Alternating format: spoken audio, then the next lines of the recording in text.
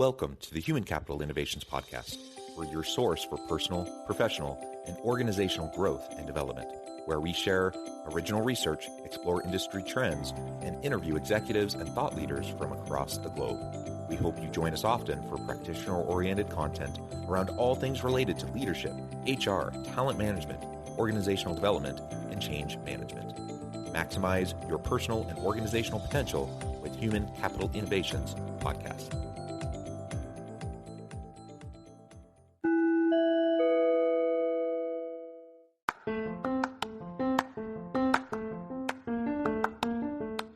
If you enjoy the Human Capital Innovations Podcast, enjoy ad-free listening by going to the Patreon page, and please consider contributing even at the producer or sponsorship level. And please leave a review. Thank you for your support.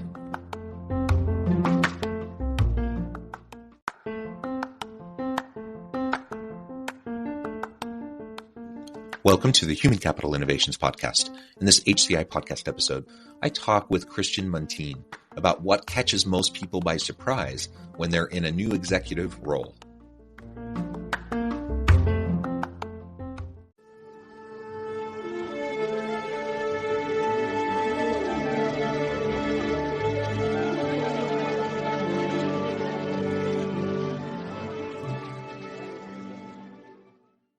Christian Muntean, welcome to the Human Capital Innovations Podcast.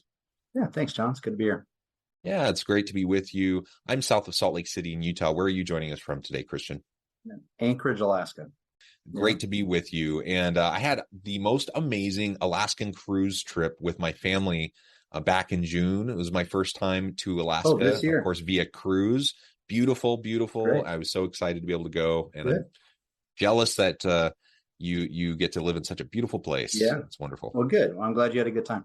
Well, today we're going to be talking about what catches most people by surprise when they're in a new executive role. Now, this certainly applies to CEOs. A lot of times, people take on that first CEO role, but really it could apply to any executive role, any senior leadership role, because it's just a different beast. It's a different thing altogether that most people really haven't experienced, right? And it doesn't even speak to their competencies and capabilities in other adjacent areas. It's a new thing. And so we're going to be dissecting that and exploring that together today. As we get started, I wanted to share Christian's bio with everybody. Christian Muntean is the owner of Vantage Consulting and works with successful leaders and teams who want to dramatically improve their performance. He partners with clients who are typically in the CEO, president, executive director, COO, or GM role and helps them with all aspects of leadership and organizational health, growth, and development.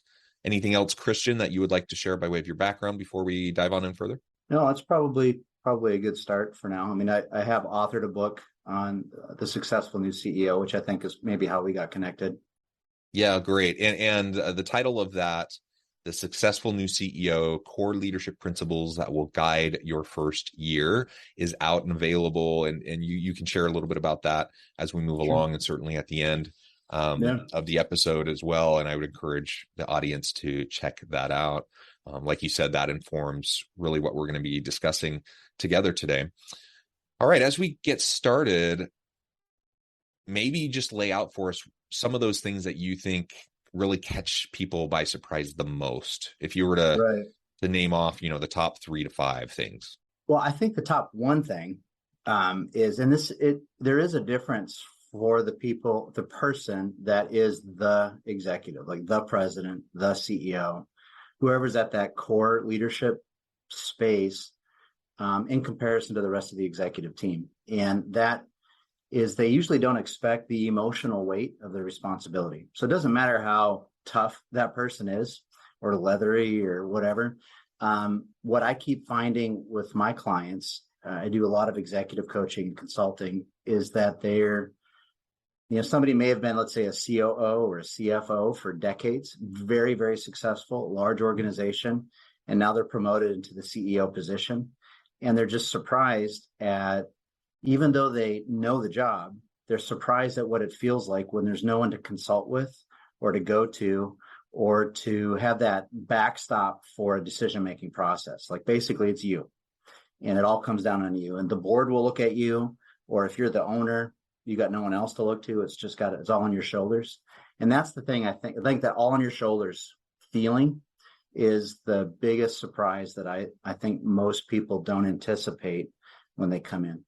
Yeah, and I've experienced that to a limited extent, and it really can be overwhelming to be in that situation. And yeah, especially if you've never experienced anything like it, and especially if now you've taken the helm and your organization is facing some really significant challenges, Right. Or tragedies, or say you're a brand new CEO immediately prior to the pandemic hitting, and then like trying to figure out how to shift your workforce virtual or whatever. Like those types of things happen, they catch you off guard. And like you said, you are the decision maker. You're the one. Hopefully you're leaning on your team, and hopefully you have trusted advisors. Hopefully you have all that, but ultimately the buck stops with you, and you have to make the decision and live with it. And that is a tremendous weight, especially when your decisions are going to impact the people in the organization, right? And so you want to make the best decision possible. I do believe most leaders want to do right by their people and make the best possible decisions. It's just, it can become debilitating. And that's when you get into analysis paralysis, and like, you don't want to make the decision because you're concerned about, what the impacts will be. And so then you end up just churning, right? Yeah. Yeah. And that's one of the common errors that people will make when they come in is they stop making decisions, or they take too long to make the right decision. There's other errors too. Like they may try to find the decision that pleases the most other people, and that's always an error. It's trying to make people happy won't. But that's another way that kind of it can manifest in a lot of different ways. But that's that element of it's all on me is the thing that I find that's a challenge. It generates errors in the sense of some people kind of lean into it also. They do what I call a new sheriff in town kind of approach, and they'll come in and start making big decisions without fully understanding the dynamic or the environment that they're operating in, or they feel like they need to assert themselves kind of out of insecurity. They feel like they need to insert themselves in some way. It's not always out of insecurity. I don't want to suggest that. And I will say that most of the leaders I work with, when you talk to them, you get introduced to them, they come across as they are confident, successful people, very smart, very capable. But there's this thing. It's that kind of thing, that voice in the back of your head of that second guessing. Are you sure this is the right decision, or is that really the right thing you should be doing? And that's where I see a lot of people get stuck. Yeah. And I'm thinking of one in particular right now, who is fresh in this new senior executive role, who got stuck, really all of a sudden they were blindsided a little bit. I think maybe a little naive about some of the politics that they were encountering, and stepping into just the messy people dynamics that they hadn't really fully anticipated. And so then they felt like, okay, I need a pause. I need to like basically figure all this out, get the lay of the land before I do anything. And that's kind of where they've been stuck for close to a year. Is not actually being able to move forward. And I get it. Like you do want to listen, you want to learn, you want to see what's going on, you want to figure out where the landmines are, if at all possible. Like all of that is important. Organizations can't wait around, for 6 months or a year. Right. And so you're inadvertently, you're trying to be deliberate, you're trying to be thoughtful, you're trying to be, really data driven. But in the meantime, all of the decisions that need to be made are passing you by, and they're becoming you're becoming obsolete and irrelevant, right? Because you're not responding. Yeah, people learn to work around you because they can't rely on your leadership. Yeah.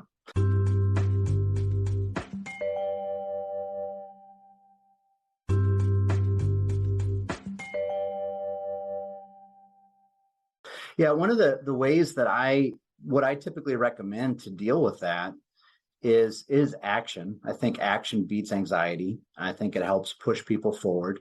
But it's knowing the right kind of action. And I don't think that initially the right action is necessarily decisions. I think the first best actions are usually curiosity.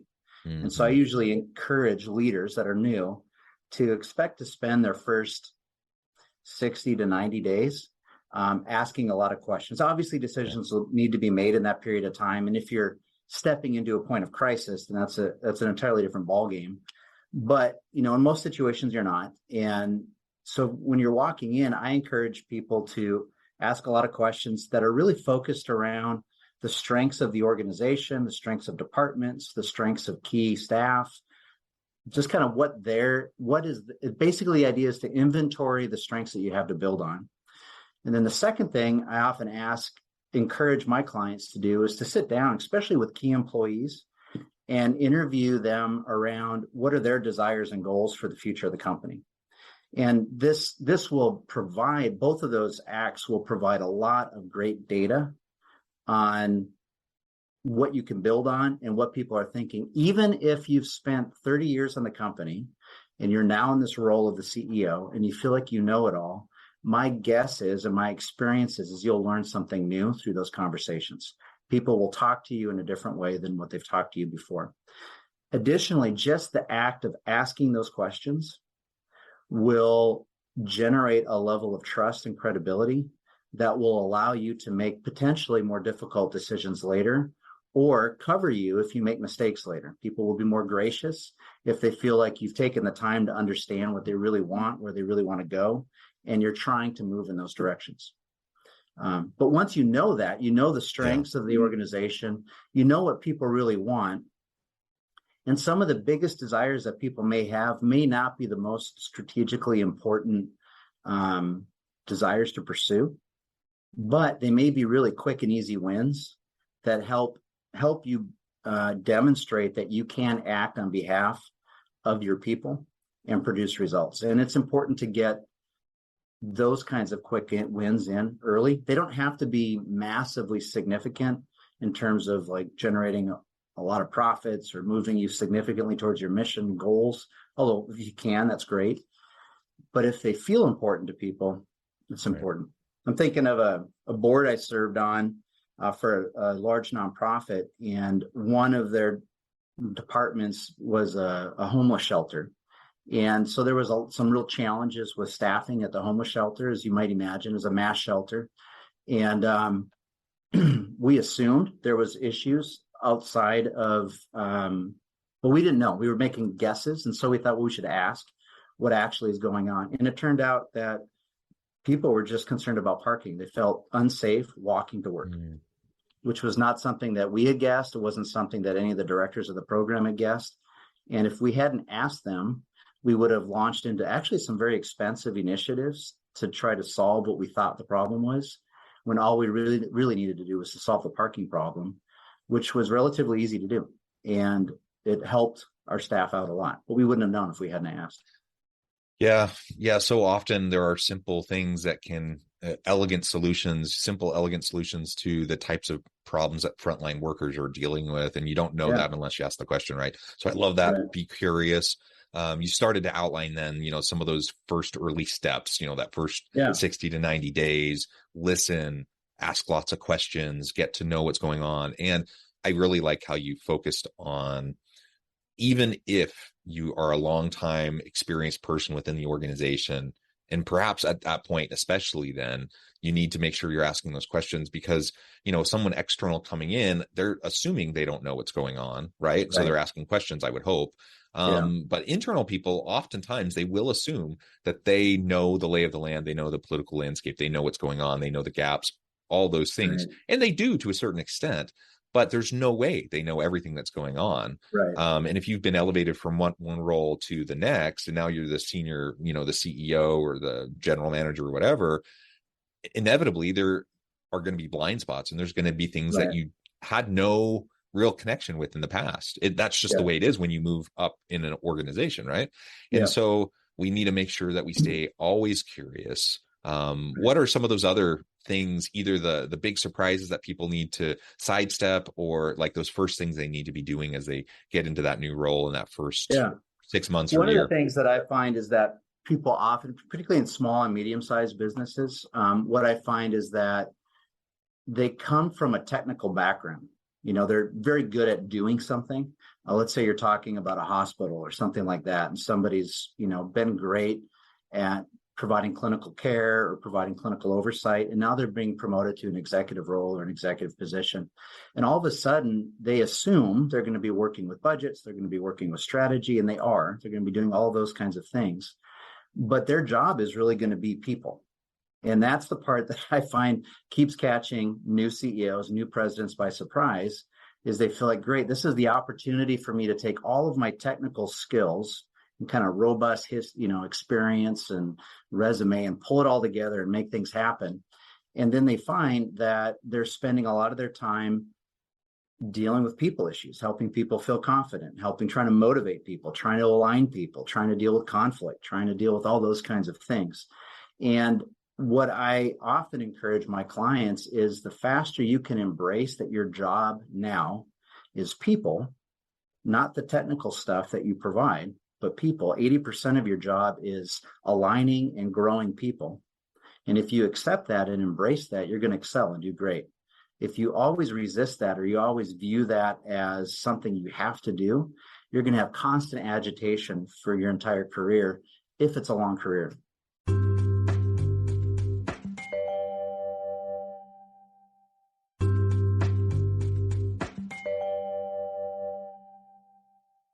That's right. If it's a long career, because the reality is, if you're not focusing on people and relationships when you're in leadership positions, you're probably not going to be very successful in the long run, because it's the people. Likely, no. Yeah, it's the people that are going to drive sustainable growth, sustainable innovation, sustainable change, and it's your people that make you look good.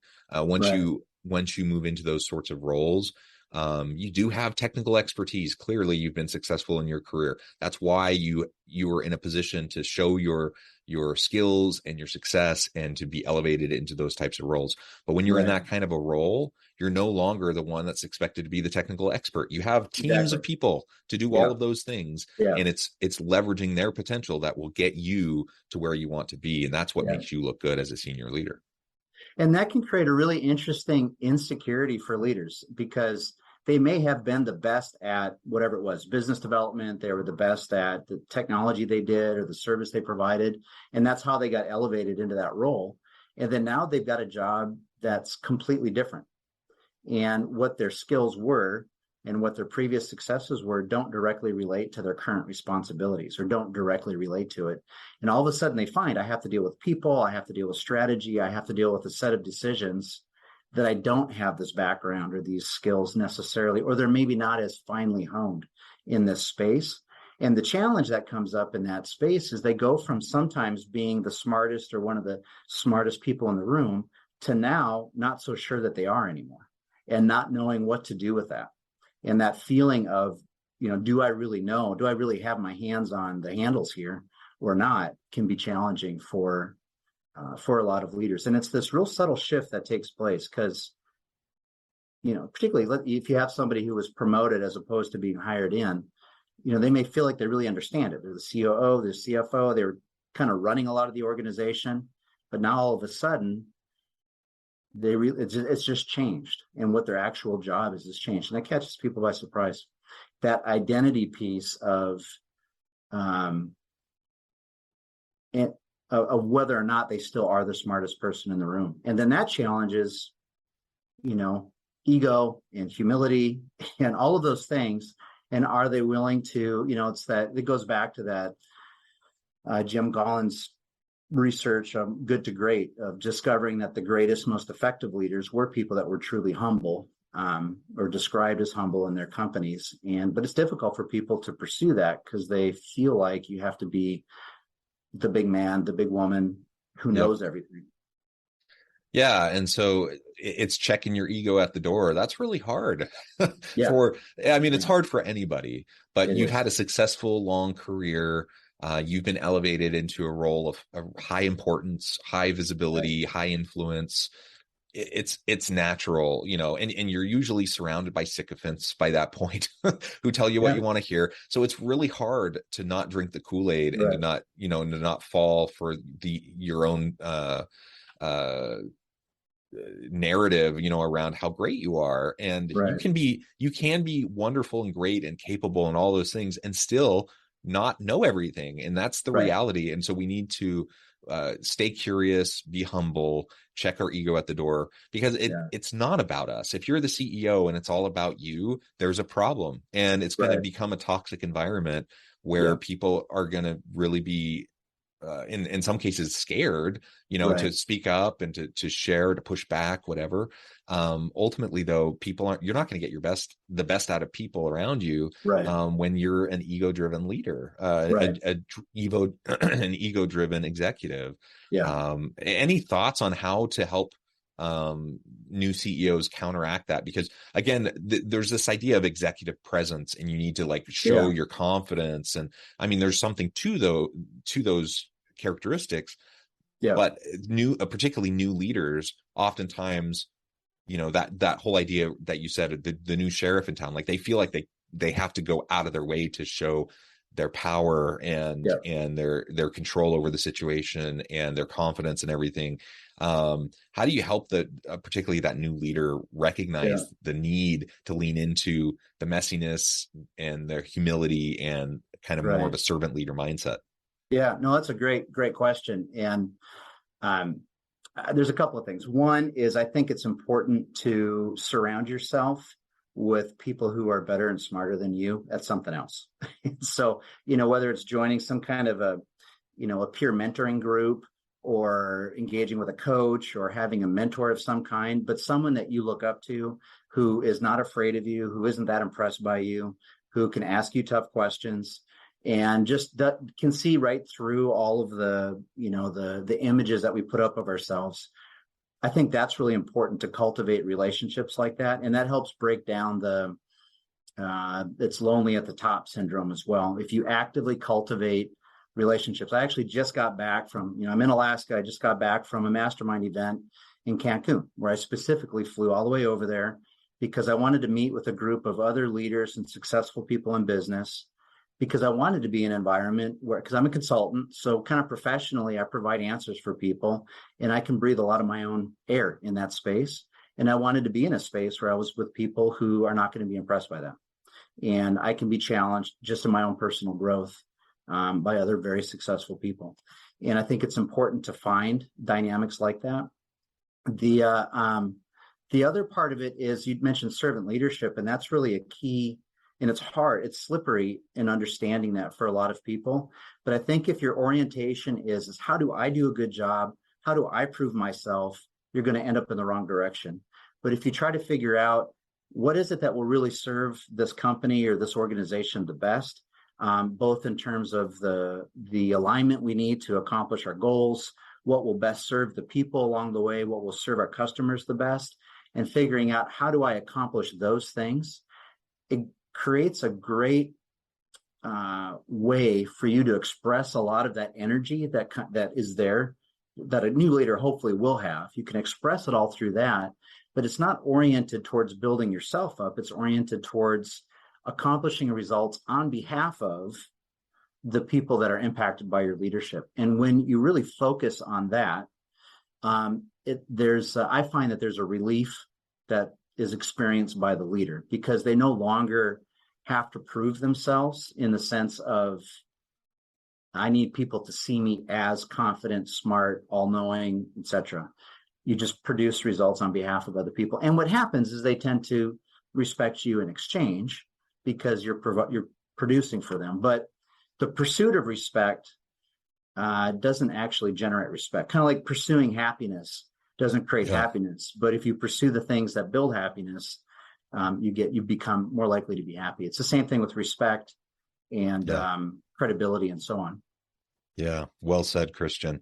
Well, Christian, this has just been a really fun conversation. I know we've just scratched the surface, but that's why you have a book. So before we wrap things up for today, why don't you share with the audience how they can connect with you, find out more about your work, your consultancy, your book, where they can find that, and then give us a final word on the topic for today. Sure.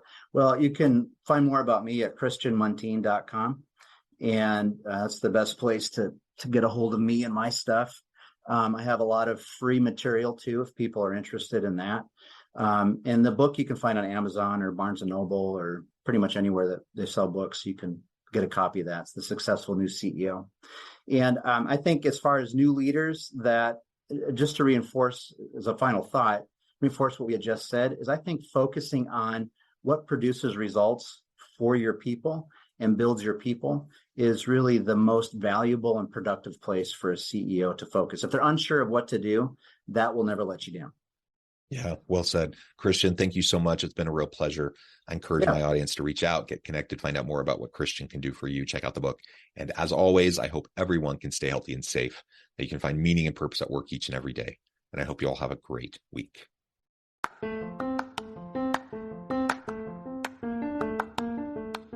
Do you enjoy the Human Capital Innovations podcast? Enjoy ad-free listening by going to the Patreon page. And please consider contributing even at the producer or sponsorship level. And please leave a review. Thank you for your support.